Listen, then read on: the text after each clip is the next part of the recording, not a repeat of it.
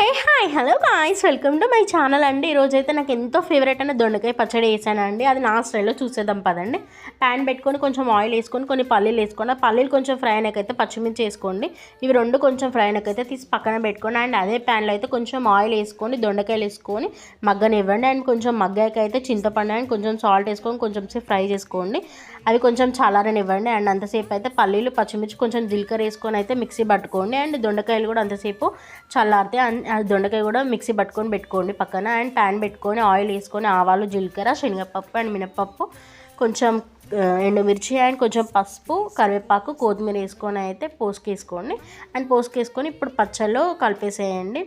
And ఈ పచ్చడి అయితే చాలా సింపుల్గా ఉంటుంది అండ్ టేస్ట్ కూడా చాలా బాగుంటుంది. నాకు దొండకాయ కర్రీ ఫ్రై తినాలనిపించదు, నేను ఎప్పుడైనా పచ్చడినే వేసుకొని తింటా. అండ్ ఈ సంక్రాంతికి అయితే అందరు కైట్స్ ఎగరేస్తారు కదా, చాలా జాగ్రత్తగా ఉండండి. మాంజంతో అయితే ఇప్పుడైతే చాలా న్యూసెస్ చూస్తున్నా. అండ్ ఒకసారి ఇట్లా ట్రై చేసి ఎట్లా వచ్చిందో కూడా కామెంట్ చేసేయండి. Thank you. సబ్స్క్రైబ్.